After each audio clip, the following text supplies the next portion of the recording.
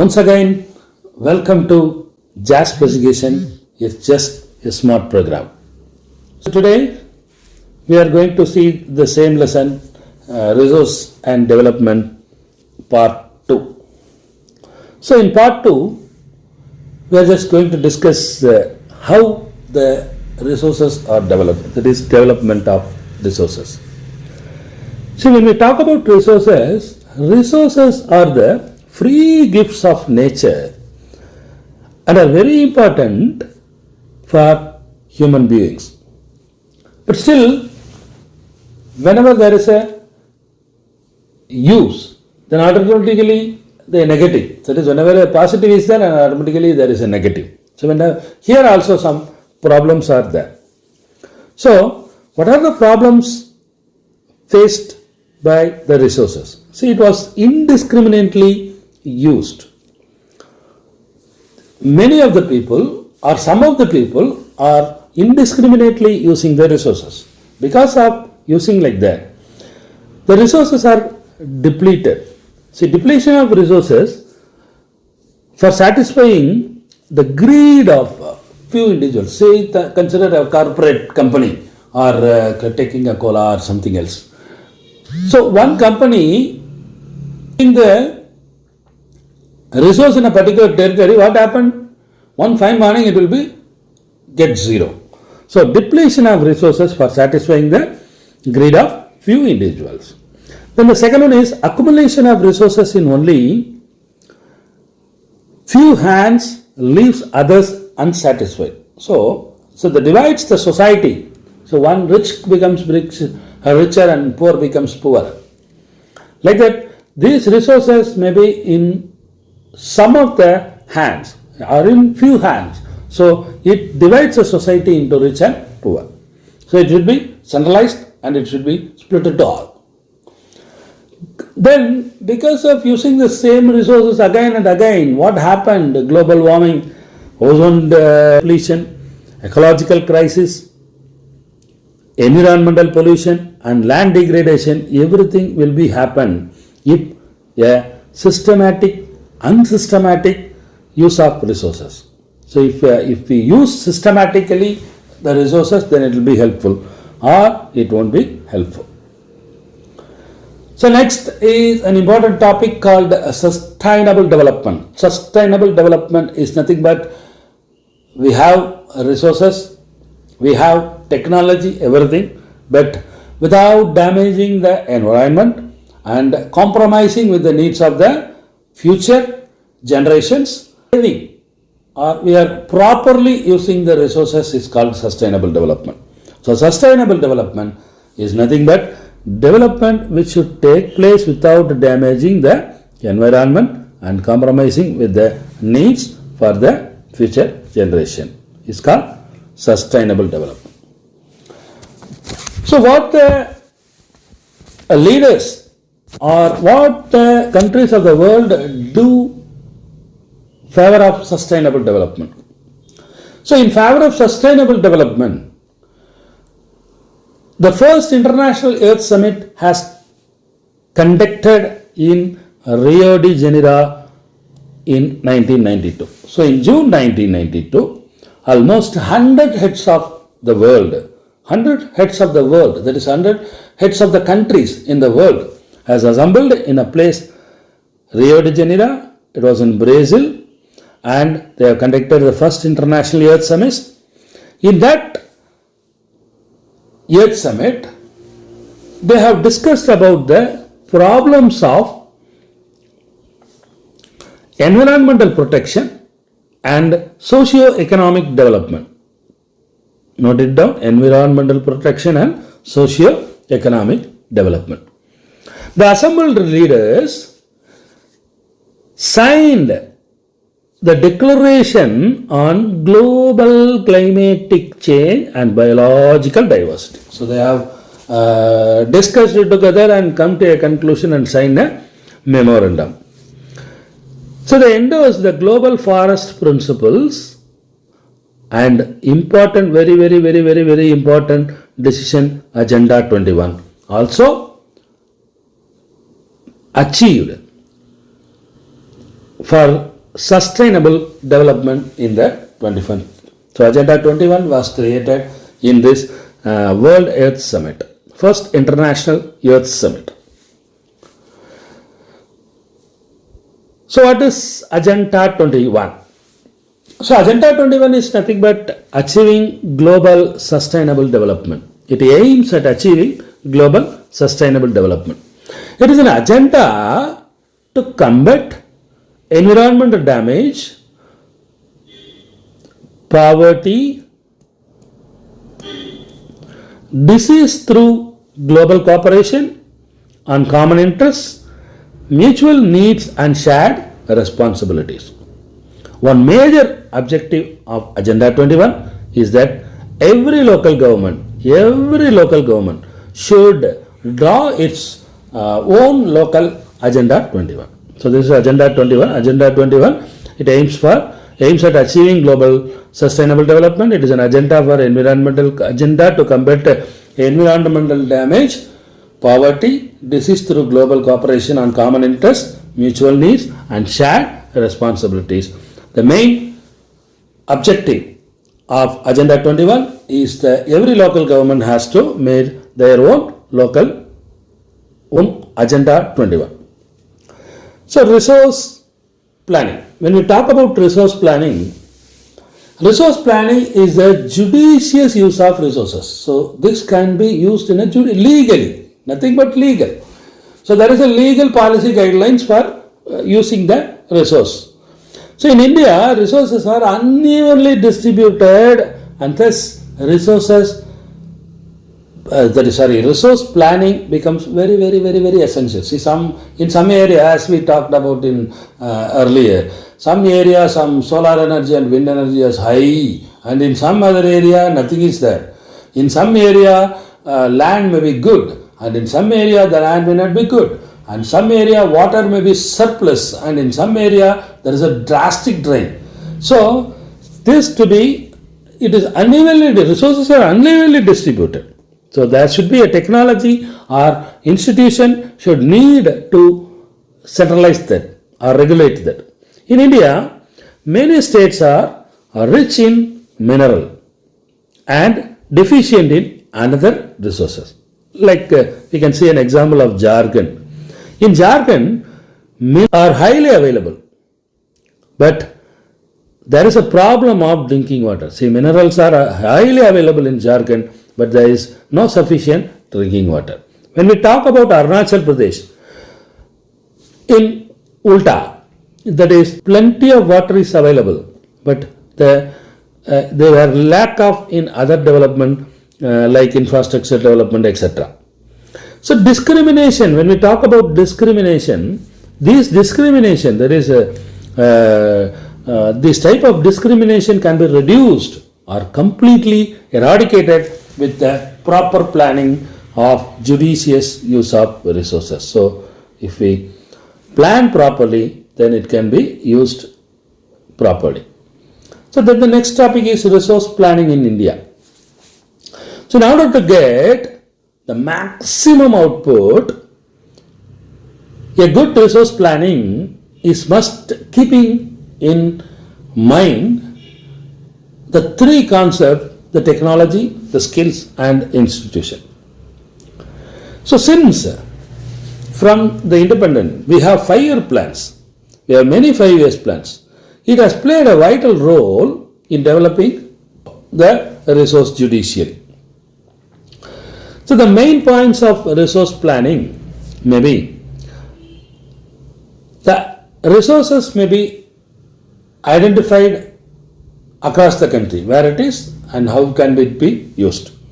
So proper planning structure with appropriate technology, maybe skill and institution, matching the resource development plans with overall development plan. See, every year or every 5-year plan there is a developmental plan for the country. We have to match the resource planning also in that overall development plans. So the next topic we are seeing about conservation of resources. How we are going to conserve the resource. So conservation is also very important. If you are having money and if you are saving money, then you can use the money for the future use. If you have nothing in your hand, then if needed at any time, you may not use anything for the purpose what you want.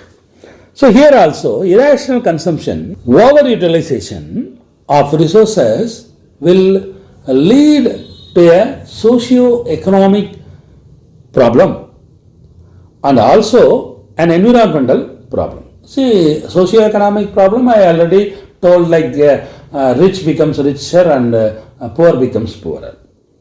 So, if it is used judicially, it may be conserved. So, judicious use and conservation of resources is must. That is, see, the famous quote in this judicious use of resources may be from our father of nation Mahatma Gandhi. Gandhi told there is enough for everybody's need, but not for anybody's greed. What is coming to say?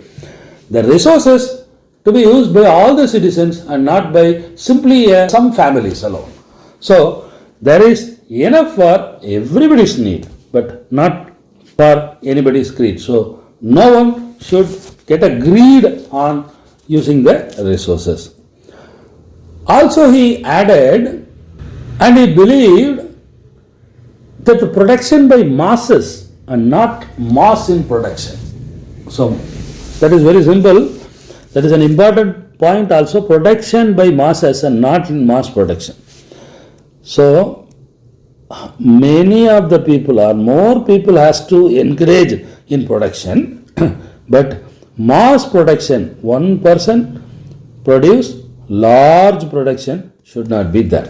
So, that is conservation of resources. So, then we talked about land resources. India is a vast country and India is having plenty of typical lands and resources. See, land is the most important natural resources. It is the most important natural resources. See, whenever we talked about basic necessities like food, clothing and shelter, it all gets from the land only. How it is possible, sir? How can you say? See, food, by placing agriculture, by doing agriculture. Agriculture crops are grown in the land, so by food. Clothing. For cloth we are using cotton, that cotton too grown from the land. Then shelter, where you are building your house. You are building the house in the land. So that also from the land. So the basic necessities of life, food, cloth and shelter is fulfilled by the land. So it should be properly planned. See, again, as we discussed earlier, India is a vast country. Here, land is not even everywhere. It is not plain or even everywhere. India comprises of many types of landforms like plains, mountains, plateau. So we have three types of lands. One is plains, mountains and plateau. Plains we have 43%. Mountains we have 30% and plateaus we have 27%. So in plains we can do agriculture, building of industries, building of houses, etc. Mountains, it is a real source of perennial flow of rivers, fertile soils, facilitate irrigation and provide a main thing is drinking of water.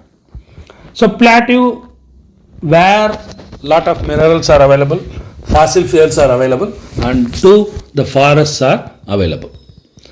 Then we talk about land utilization. See, land resources are used for the following purposes. What are the purposes in land utilization? See, forest are the first utilization of land. Then we talk about land not available for cultivation. We are not doing any cultivation in that land. That is barren land, barren and wasteland. Land for buildings, rocks, roads, factories, etc. That is non-agriculture purpose. The third one is other uncultivated land. Other uncultivated land excluding fallow land. So fallow land, it is accounted in separate. Permanent pastures, grazing land. The second one is land under miscellaneous tree crops grows. Then the third one is cultural wasteland. So these are come under other uncultivated land. So cultivable land, wasteland is nothing but it was left uncultivated for more than 5 agricultural years. So next comes the fourth one is fallow lands. Fallow lands is nothing but current fallow other than current fallow. So current fallow is not utilized or used for agriculture for less than 1 academic year, agriculture year. Other than current fallow is 1 to 5 agricultural years. So then come net sown area. Net sown area. So net sown area which is sown at least in a year is called net sown area. So AY is nothing but agricultural year. Next comes grass cropped area. So grass cropped area is nothing but area sown more than once in an agriculture year plus net sown area is known as grass cropped area. So that is land utilization. So the second one, third, the last one is land use pattern in India. How we are using the land in India. See, lands depend upon physical and human factors. So what are all the physical factors? Climate, topography, type of soil, etc. What are all the human factors? Population, technology, skill, population density, tradition, capability, etc. See, for your kind information, out of 3.28 million square kilometer in India, only 93% of the total geographic area is available for all purposes. Other than 93% is not using. See, the land under permanent pasture is decreasing. This will create problems for grazing. Net sown area, NSA is nothing but net sown area is not more than 54%. See, out of 100%, we are just using 54% for the net sown area. So, net sown area, 54% of the land only used for net sown area. Other than fallow land, either of poor quality or too costly to cultivate. How can we see? So, land other than fallow land is either of poor quality or too costly to cultivate. These lands are cultivated only once or twice in 2 or 3 consecutive years. Then comes net swan area varies from state to state. So in Punjab, the net swan area may be 80%. In Arunachal and Mizoram and Manipur or Andaman and Nicobar Island, it may be considered to 10%. According to National Forest Policy 1952, the forest should be 33% of geographical area, total geographical area,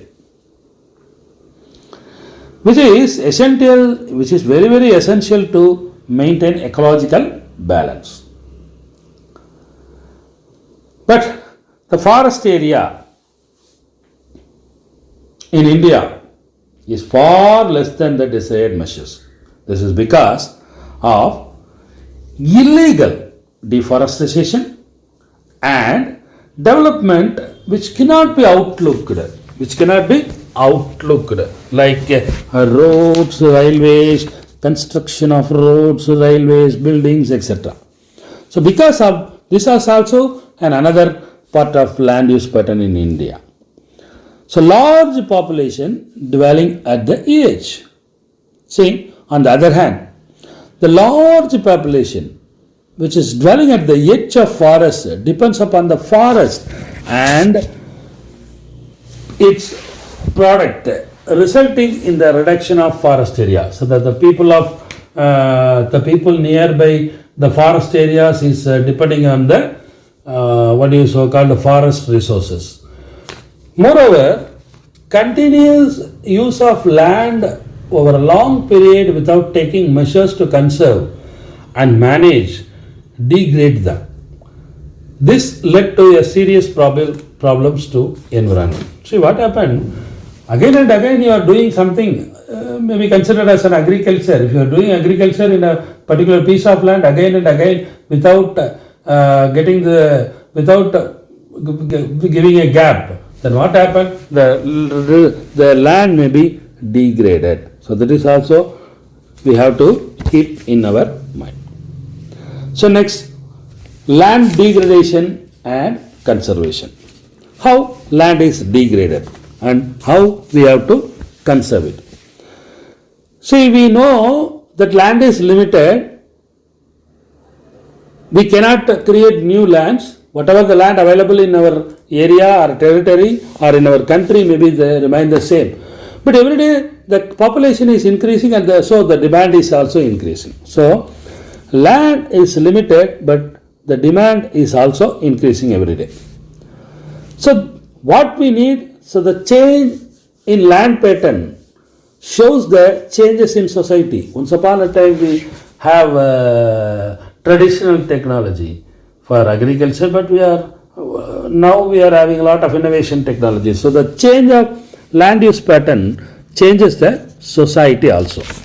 So what is land degradation? See, land degradation is nothing but it is a decline in the productive capacity temporarily or permanently. So basic needs, as I told earlier, food, clothing and shelter may be obtained from the land. See, most of in past few decades, the quality of land is degrading fiercely because of human activity. So human activity has reduced the quality of land. Almost 130 million hectare land was degraded nearby. Approximately 28% of land belongs to forest degraded area. You just note down it. See, the rest degraded land because of over deposition of salinity and alkalinity, acid and base, salinity and alkalinity. Overgrazing, mining, deforestation, division of lands in small area because of family disputes, etc. are some of the major causes of degradation of India. So when we talk about in the states of Jharkhand, Chhattisgarh, Orissa and MP, the land was degraded due to mining and deforestation. In case of the states of Gujarat, Rajasthan, Madhya Pradesh and Maharashtra, the land may be degraded because of overgrazing. In the states of Uttar Pradesh, Punjab, Haryana, over irrigation causes water shortage and increase in salinity and alkalinity due to water logging. So in the states of Bihar, Assam and Arunachal Pradesh, flood may be degraded the land. The land degradation creates many problems such as flood, decrease in yield, etc. Also, which leads to a decrease in GDP. So, common causes of land degradation. If we talk about common causes, what are the common causes is deforestation, overgrazing, urbanization, industrialization, dumping of chemical waste, excessive use of fertilizer, bad farming technique causes land degradation. What measures to take to control land degradation? So we have to constructing retention walls in the mountains areas to stop landslides. So we can place some retention wall to stop the landslides. Land reclamation, that is proper management of wastelands. Regulated use of chemical fertilizers and pesticides, because if you use chemical fertilizers, chemicals again and again, then the land may be degraded. Afforestation, making forest. Planting trees wherever it is possible. Check on overgrazing. Control on mining activities by proper irrigation, by proper harvesting. Discharge of industrial waste and effluent only after proper treatment. That may be caused nearby Tirupur and all having a lot of industries. They are releasing the industrial waste in the rivers. So that also to be treated very well, after that only discharged. So by preventing deforestation, we should create some laws to conserve to protect forests. That is to save from the deforestation, we should make some laws and all. So these are all the main measures of lands and degradation. So we comes to the end of this video. If you like this lesson, you just subscribe our little channel, like our channel, and share to your friends. Thank you.